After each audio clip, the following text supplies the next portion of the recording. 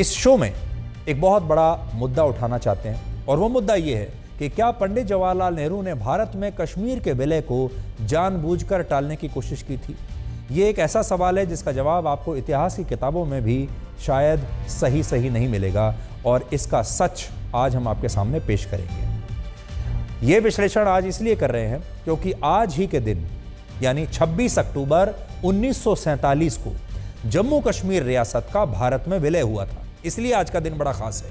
और उस समय जम्मू कश्मीर के महाराजा हरि सिंह ने भारत के साथ एक विलय संधि पर हस्ताक्षर किए थे, जिसके तहत कश्मीर भारत का हिस्सा बन गया था औपचारिक रूप से।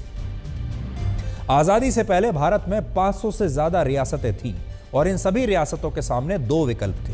पहला, भारत या पाकिस्तान में से किसी एक देश में अपनी रियासत का विलय करना।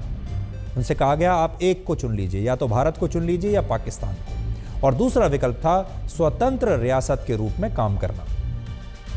जम्मू कश्मीर रियासत के महाराजा हरि सिंह आजादी के बाद भी विलय को लेकर कोई अंतिम फैसला नहीं कर पा रहे थे और वो शायद इस फैसले को समय के हिसाब से टालना चाहते थे।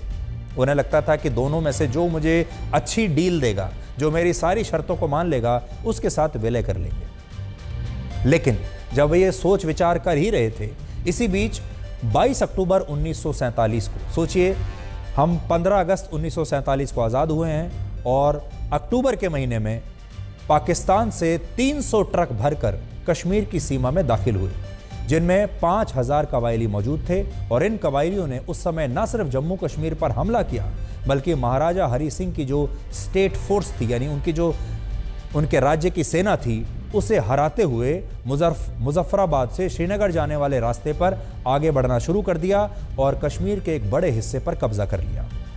ये मुजफ्फराबाद आज पाकिस्तान ऑक्यूपाइड कश्मीर यानी पीओके की राजधानी है। एक ज़माने में ये भारत का हिस्सा हुआ करता था। 22 अक्टूबर 1947 का वो दिन भारत के इतिहास में एक ब्लैक डे यानी काला दिन साबित हुआ, क्योंकि इसके कुछ दिनों के बाद जब युद्ध विराम हुआ तो भारत कश्मीर का एक बहुत बड़ा हिस्सा गंवा चुका था और ये हिस्सा इतना बड़ा था कि इसका क्षेत्रफल लगभग 91,000 वर्ग किलोमीटर का था। ये हंगरी, पुर्तगाल और जॉर्डन जैसे देशों के पूरे क्षेत्रफल के बराबर है। लेकिन भारत के ज़्यादातर दरबारी इतिहासकारों ने 22 अक्टूबर को कभी भी ब्लैक डे का नाम नहीं दिया और इस युद्ध को धीरे धीरे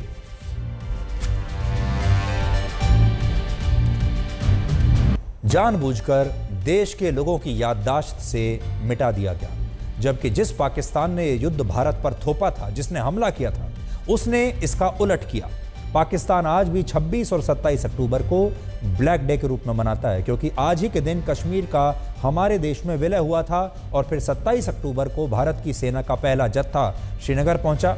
महाराजा हरि सिंह ने भारत से मदद मांगी और जब विलय पर हस्ताक्षर हो गए तब भारत की सेना वहां पर पहुंची और फिर हमारी सेना ने पाकिस्तान के आक्रमणकारियों को वापस खदेड़ा। लेकिन तब तक वो बहुत बड़े हिस्से पर कब्जा कर चुके थे और वो हिस्सा आज भी उन्हीं के पास है। इसके अलावा ये सवाल भी अक्सर पूछा जाता है कि जब महाराजा हरि सिंह ने जम्मू कश्मीर भारत को सौंप ही दिया था औपचारिक रूप से हस्ताक्षर करके, तो फिर इस पर विवाद कहाँ हुआ? इसमें विवाद क्यों होता है? और क्या प्रधानमंत्री नेहरू ने कश्मीर पर कोई गलती की थी? इन सवालों की जड़ में जाने के लिए आज हमने कई पुस्तकों की मदद ली, जिनमें एक पुस्तक का नाम है the man who saved India. ये किताब हिंडोल सेन गुप्ता ने लिखी है और इसके पेज नंबर 267 पर काफ़ी महत्वपूर्ण जानकारियाँ दी गई हैं। इसमें लिखा है कि आज़ादी से 1 साल पहले जम्मू कश्मीर में शेख अब्दुल्ला महाराजा हरि सिंह के खिलाफ एक बड़ा आंदोलन चला रहे थे धर्म के नाम पर। और क्योंकि जवाहरलाल नेहरू और शेख अब्दुल्ला के बीच बड़ी गहरी दोस्ती थी, इसलिए नेहरू ने कश्मीर की स्थिति को सही से समझने की कोशिश नहीं की। जिस चश्मे से शेख अब्दुल्ला ने उन्हें तस्वीर दिखाई, वो वही तस्वीर देखते रहे और वो शेख अब्दुल्ला द्वारा चलाए जा रहे राजनीतिक अभियान का हिस्सा बन गए। यानी शेख अब्दुल्ला ने उन्हें इस्तेमाल कर लिया। शेख अब्दुल्ला फारूक अब्दुल्ला के पिता थे, जम्मू कश्मीर के पूर्व मुख्यमंत्री जो हैं उनके पिता थे। और बड़ी बात यह है कि शुरुआत में वो कश्मीर का भारत में विलय करने के समर्थन में थे, लेकिन जब विलय हुआ तो वो कश्मीर की आज़ादी की बात करने लगे, अपने पुरानी बात से पलट गए। इसके अलावा ये बात भी सच है कि आज़ादी से पहले महाराजा हरि सिंह ने नेहरू को ये जानकारी भेजी थी कि वो कश्मीर को भारत को सौंपने के बारे में विचार कर सकते हैं, लेकिन उस समय नेहरू ने उनके इस प्रस्ताव को गंभीरता से नहीं लिया। भारत के कानून मंत्री किरण रिजिजू ने हाल ही में कुछ दस्तावेज सार्वजनिक किए थे, जिनमें जवाहरलाल नेहरू के एक भाषण का जिक्र किया गया है, और यह भाषण उन्होंने 24 जुलाई 1952 को भारत की संसद में दिया था। इसमें नेहरू बताते हैं कि महाराजा हरि सिंह ने पहली बार जुलाई 1947 में कश्मीर के भारत में विलय की बात कही थी। हालांकि यह प्रस्ताव तब अनौपचारिक था, लेकिन अगर प्रधानमंत्री नेहरू इसे गंभीरता से लेते तो शायद कश्मीर आज़ादी के साथ ही भारत में शामिल हो गया होता और 1947 में वहां युद्ध की नौबत कभी नहीं बनती, हालात न बनते। यहां नोट करने वाली बात यह है कि प्रधानमंत्री नेहरू ने खुद संसद में यह कहा कि महाराजा हरि सिंह ने तो विलय के लिए अनौपचारिक संदेश भेजा था, लेकिन वो उनसे और भी बहुत कुछ चाहते थे। आज मैं आपको कुछ पढ़कर सुनाना चाहता हूं उन्होंने क्या कहा। वो कह रहे हैं, When the question of Kashmir at first informally came up before us, it was always before us in a sense, but it came up before us informally round about July or the middle of July. This was before partition, before the actual coming of independence. We made it clear that even if the Maharaja and his government then wanted to accede to India, we would like something much more, that is popular approval of it before we took that step. ये जो मैं आपके सामने पढ़कर सुना रहा हूँ प्रधानमंत्री जवाहरलाल नेहरू का भाषण है, जो उन्होंने औपचारिक रूप से दिया था, देश को उन्होंने ये जानकारी दी थी, ऐसा उनका कहना है। अब सोचिए, वो ये कह रहे हैं कि महाराजा हरि सिंह ने अनौपचारिक रूप से उन तक ये संदेश भिजवाया था कि वो कश्मीर का विलय करना चाहते हैं, लेकिन इन्होंने यानी नेहरू ने उसे गंभीरता से नहीं लिया।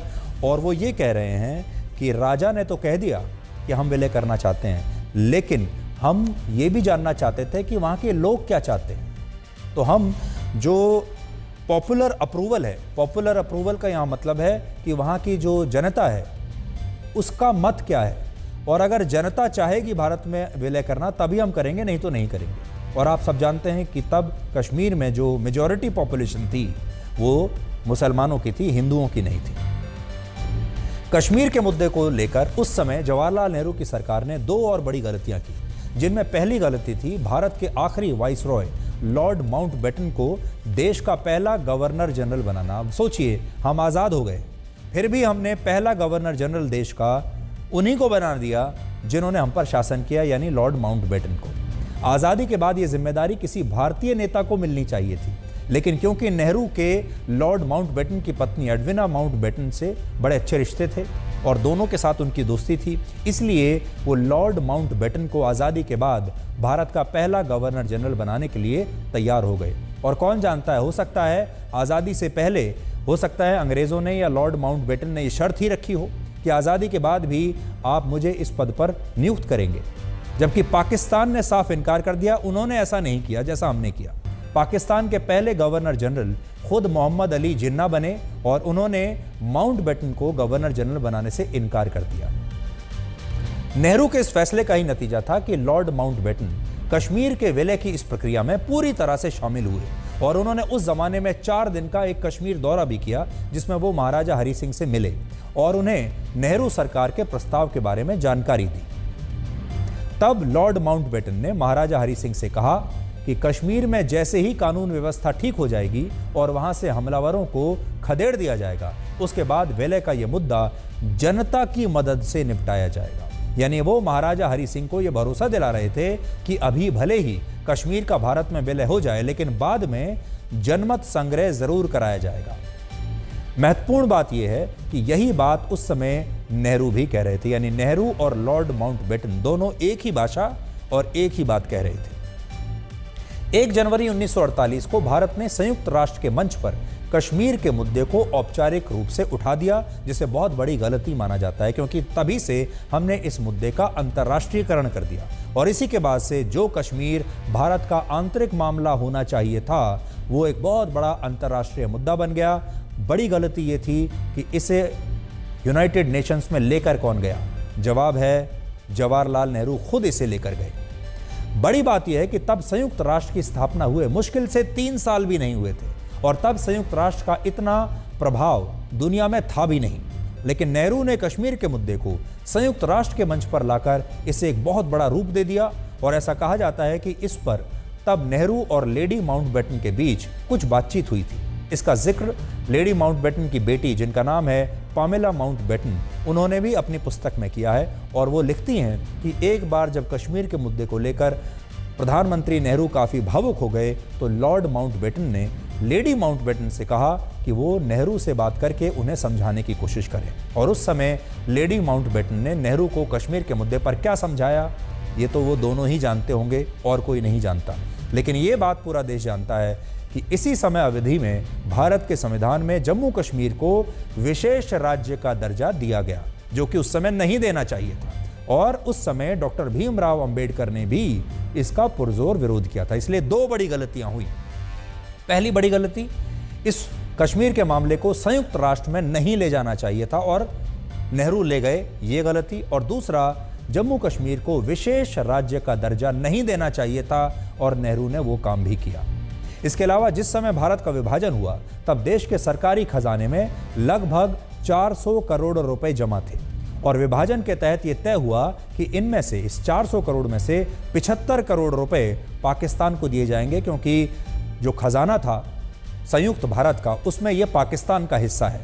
और समझौते के मुताबिक भारत ने 20 करोड़ रुपए की पहली किश्त पाकिस्तान को आज़ादी के समय ही दे दी और दूसरी किश्त में भारत को 55 करोड़ रुपए और पाकिस्तान को देने थे। लेकिन इससे पहले ही पाकिस्तान ने 22 अक्टूबर 1947 को कश्मीर पर हमला कर दिया और इसके बाद सरदार पटेल ने यह कहा कि अब जब तक पाकिस्तान कश्मीर की जिद नहीं छोड़ देता तब तक उसे ये 55 करोड़ रुपए नहीं दिए जाने चाहिए। यानी ये जो पेमेंट होनी है पाकिस्तान को खजाने से, इसे हमें होल्ड कर लेना चाहिए। लेकिन महात्मा गांधी और प्रधानमंत्री नेहरू इस मुद्दे पर सरदार पटेल के खिलाफ हो गए और महात्मा गांधी ने तो यहां तक कह दिया कि अगर पाकिस्तान को यह पैसा नहीं दिया गया तो वो आमरण अनशन करेंगे। सोचिए, महात्मा गांधी को भी कश्मीर के मुद्दे से ज्यादा इस बात की चिंता थी कि पाकिस्तान को उसके हिस्से के 55 करोड़ रुपए मिलने ही चाहिए, जबकि सरदार पटेल चाहते थे कि भारत इसके बदले में पाकिस्तान से पहले ये वादा ले, ये शर्त रखे कि वो कश्मीर की तरफ दोबारा आंख उठाकर भी देखेगा नहीं।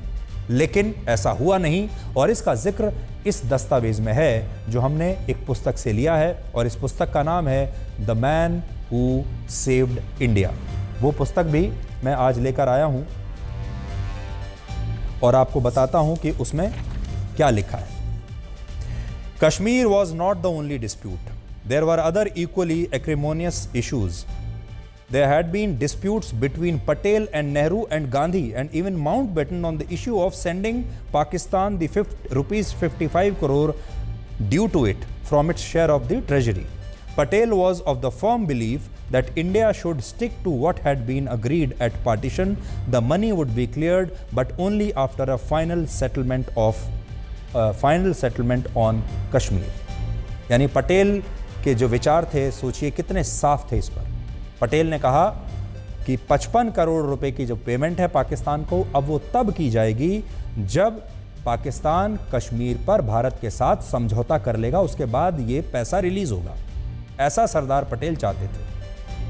लेकिन महात्मा गांधी ने और प्रधानमंत्री नेहरू ने ये होने नहीं दिया। महात्मा गांधी के अलावा सरदार पटेल के लिए भी ऐसा कहा जाता है कि वो आज़ादी के समय इस बात के लिए राजी हो गए थे कि कश्मीर पाकिस्तान को सौंप दिया जाए। ये भी बड़ी बात आज आपको बता रहे हैं और उन्हें इसमें एक समय ऐसा था जब कोई आपत्ति नहीं थी।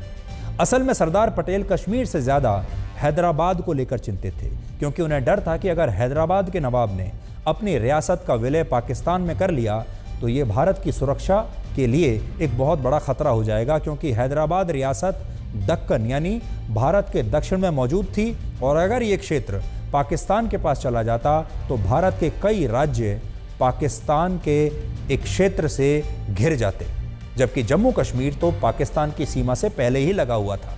इसलिए सरदार पटेल को लगता था कि अगर कश्मीर पाकिस्तान में शामिल हो भी जाए तो इससे भारत के लिए ज़्यादा चुनौतियां पैदा नहीं होंगी। इस बात का जिक्र इस पुस्तक में भी किया गया है जो महात्मा गांधी के पोते राजमोहन गांधी ने लिखी है। वो पुस्तक भी आज अपने साथ में लेकर आया हूं, देखिए।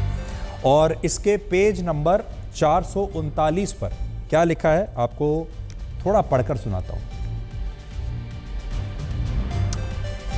उसमें वो कहते हैं Sardar Patel, if Hyderabad does not see the writing on the wall it goes the way Junagadh has gone. Pakistan attempted to set off Kashmir against Junagadh when we raise the question of settlement in a democratic way. They यानी Pakistan at once told us that they would consider it if we applied that policy to Kashmir. Our reply was that we would agree to Kashmir if they agreed to Hyderabad. यानी अगर वो हैदराबाद